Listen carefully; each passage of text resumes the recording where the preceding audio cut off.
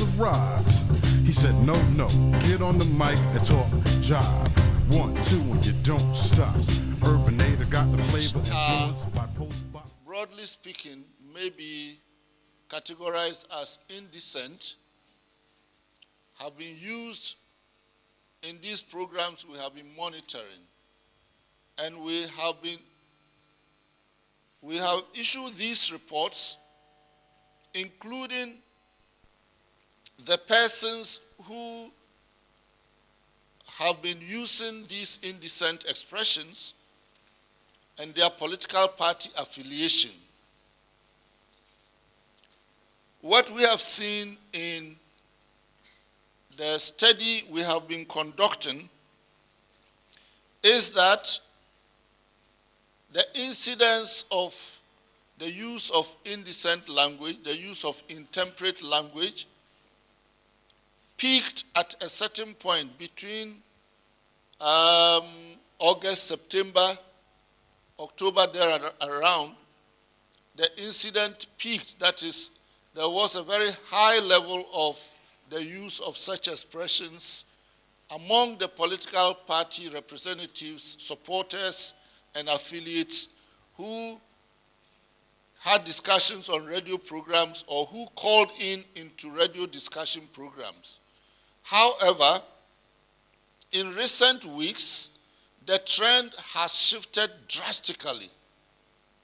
According to what we have been monitoring, we now have very minimal cases of the use of such unacceptable language on the airwaves. In other words, somehow the political parties and their supporters, affiliates, and sympathizers appear to have been more concerned with discussing issues rather than, for instance, leveling unsubstantiated allegations, using insulting language, or engaging in ethnic slurs and such expressions which we thought were not healthy for a democratic culture of political discourse.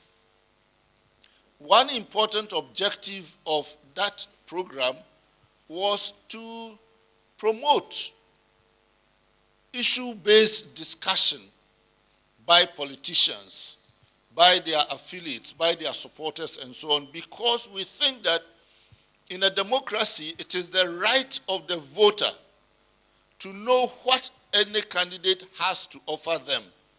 And therefore, the need for the political parties and their representatives to raise discussions of what they can do to improve the lives of the citizens and to dissuade them, discourage them by naming and shaming from using language that is not edifying, or in other words, language that does not add any value to the voters' understanding of the issues of development that they demand from political parties and their representatives.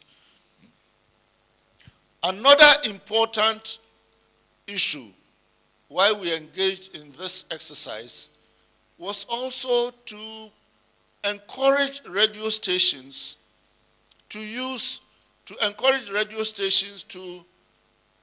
try and use language that is civilized, that is to dissuade them from language that might encourage violence, or language that might encourage divisiveness, or expressions that might lead to incidents that would disrupt or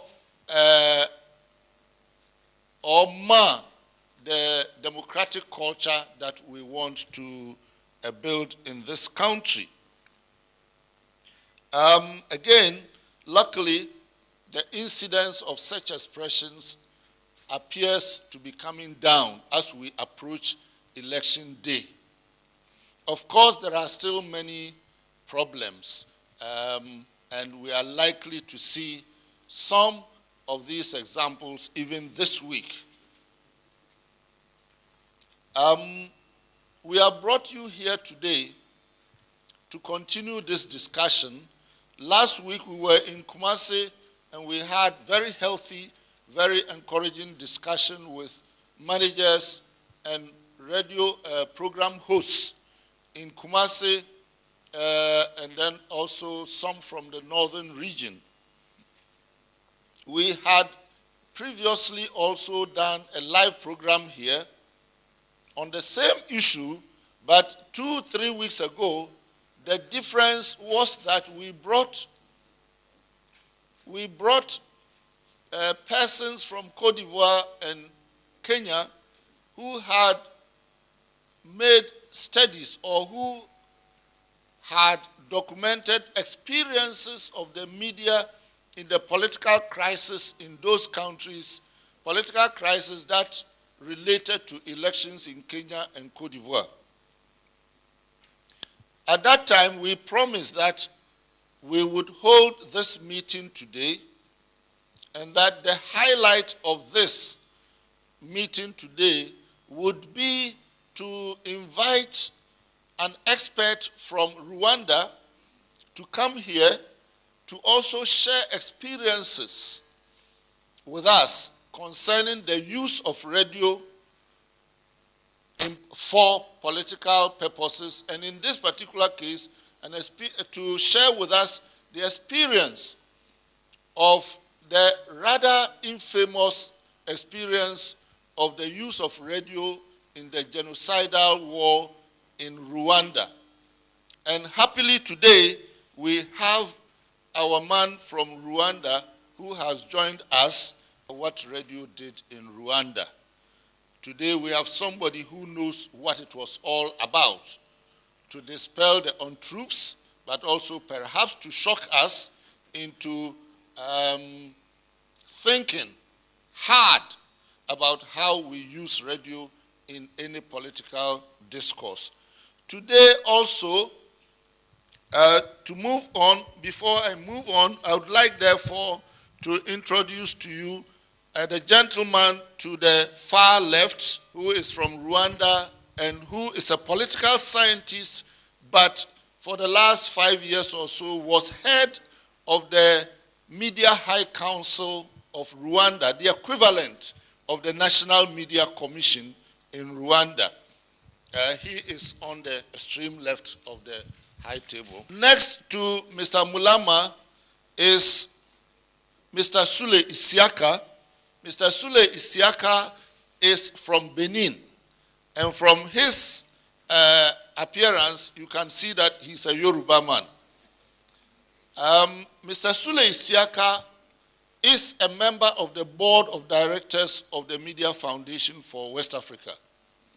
But even more importantly for our program today, he is the UN consultant for the establishment of Radio Peace, for the establishment of Radio for Peace in Somalia.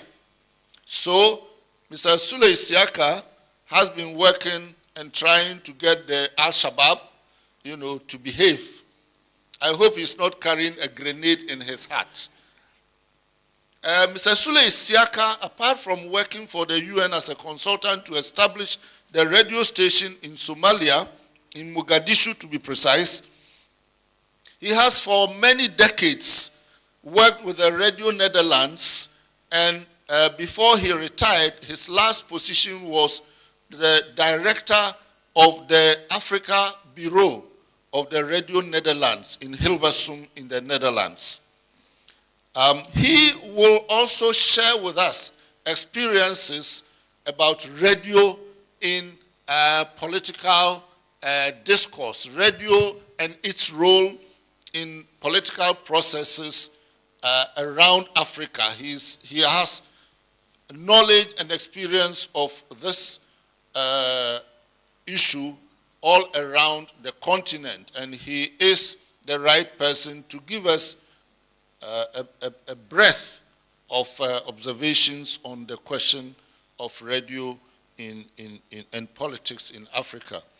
We also have closest to me Mr. Akutuampao, who is a lawyer and who has been perhaps the most prominent lawyer who has been dealing with media issues in this country, from defending lawyers in the courts against all manner of cases, but also has participated since at least the 1990s, that is throughout this period of the Fourth Republic.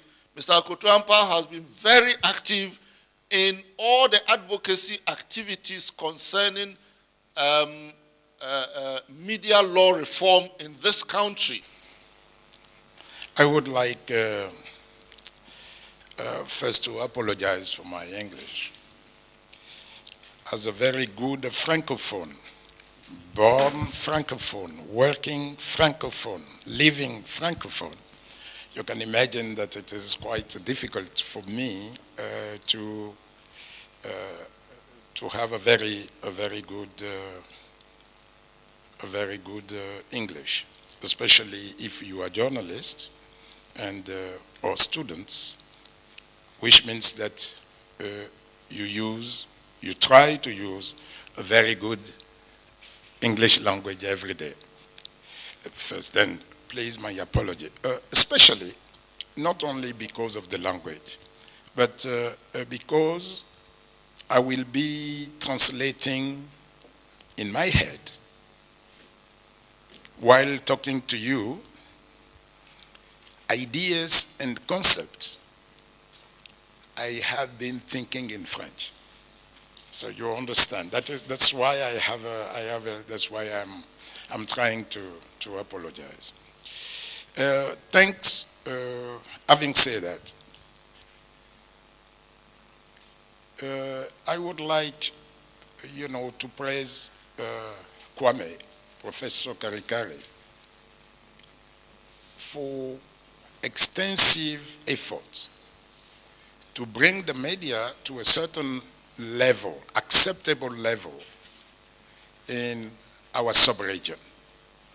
Because what is done today or now in Ghana is, I think, a follow-up of something that Media Foundation of West Africa has already been doing in 2011 in Benin for the presidential and legislative election, but not on the same way. I bring documents like this with me, which has been done. As you can see, it is a report of how the media have followed ethics and deontology during elections in Benin. But what is very interesting is that it is a report about how the media behave before, during, and after the election, which is the parliament and the presidential elections. Just to give you an idea, I'm getting old. After having 44 years of radio, I forget to talk in the microphone. So you can see that it is time for me to retire. Okay.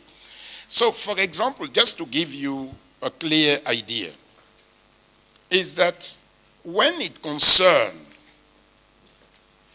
the, mumbling word that means insult, injure. In 2011, the media in Benin have committed 291 violations. When it concerns social responsibility, the media in a small country, Benin, compared to Ghana, have committed 219 violations. That is 2 articles of the Code of Conduct. When it concerns to separate the fact from the comment or from opinion, they have had 165 violations. So that has helped, and I will stop it here, because when you see that figure, more they were monitoring, less the problem was occurring.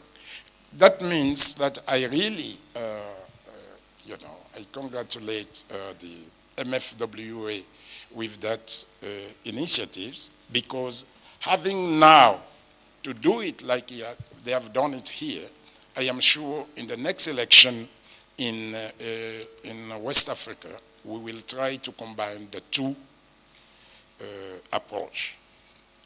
Now, if I have to talk about that unprofessional media conduct, I would like to use two experiences to talk to you. First, like I show you, it is the experience of the project that MFWA has conducted in other countries in West Africa, and the negative consequences of unprofessionalism, media unprofessionalism on social behavior, especially during elections. When we are talking about unprofessional conduct, media conduct, we are talking about the fact that the media, because of the pluralism, because the fact that the media is not anymore monopolistic, tend to forget the code of conduct. But do they know it? Do they know that the media man must follow a code of conduct? The non-professionalism is bringing them to unprofessional media conduct. It is because they are not professional. Because if you are professional, it means that you master all aspects of your profession. And what happens is that first, you don't even master what I can call the media dimension. When Kwame was talking a few minutes ago, he emphasized the use of radio. How many between us know that each media has a specific characteristic? How many? When they will ask you, even for your exam, if they ask you what are the differences between the media, I am sure that you will not, many of you will not have the best marks. Because if you use radio, for example, which is what I have been using intensively in the last 40 years, I would like to just to tell you, do you know that the amplifying effect of the radio is what is making the radio dangerous? It is not the radio itself which is dangerous. The amplifying effect will bring you to the point that you can't control anymore what you are saying. Kwame has recalled that I am a Yoruba.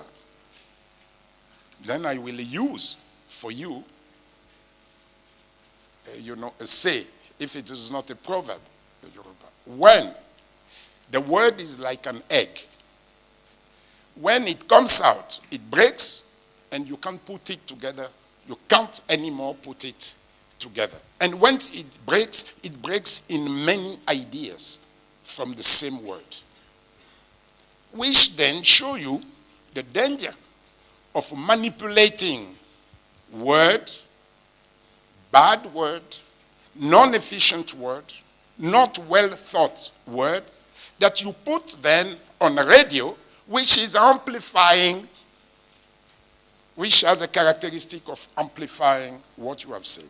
Then, the first thing that we, media practitioners, must master is the characteristic of the media we are using. We say that they say unprofessional media conduct. I say it is because it is a non-professionalism which is bringing unprofessional conduct. And the non-master of format, I'm serious. I'm talking to radio producers, radio journalists, etc. You don't master the format. You don't master the format because you are not a professional. The talk show has also its role. The debate has its role. The face-to-face has its role.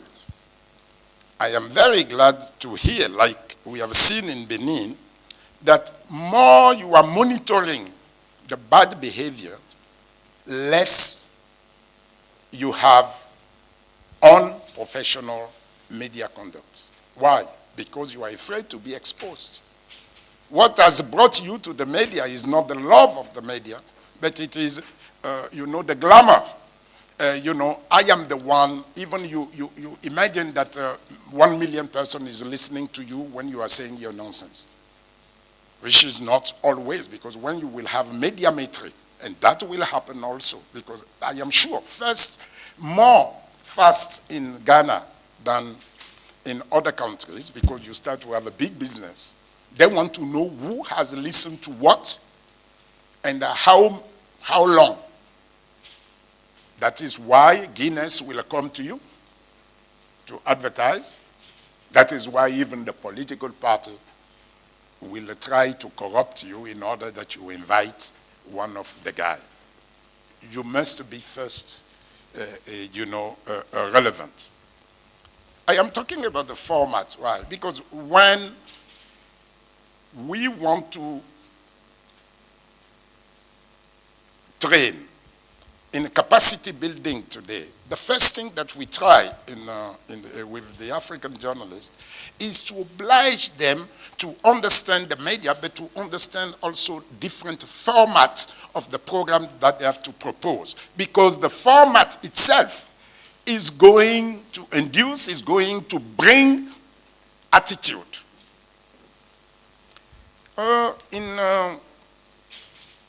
I often, the people were asking me in many fora, that means many forums, they are asking me, how come radio is still working in Africa? The Europeans don't understand, because radio now is only used in the car, in the traffic jam, because when they come home, they will use mainly the television. Then they can't understand why the last 15 or 20 years, radio, became more famous in Africa.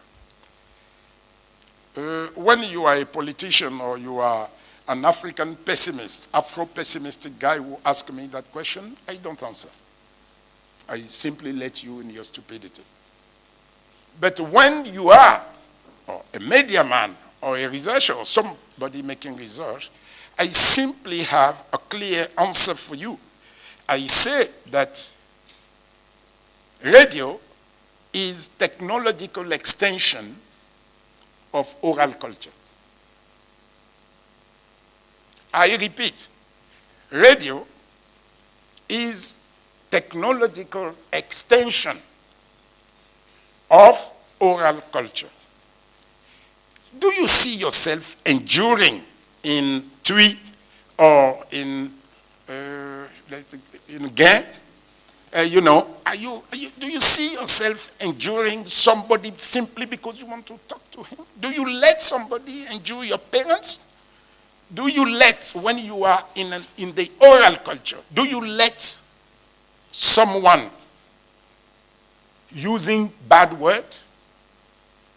Are you doing that? Why are you ready to do it on the radio? when normally it is only a technological extension of your own culture. This means that the unprofessional media conduct is the fact that you don't master yourself. You don't know the media you are using. You don't know, you don't master the format. And I'm very glad to have heard that many people are so afraid that Kari will expose them that they start to even ask the guest not to use that type of word in the debate. The third aspect is what I told you. It is the fact that you don't master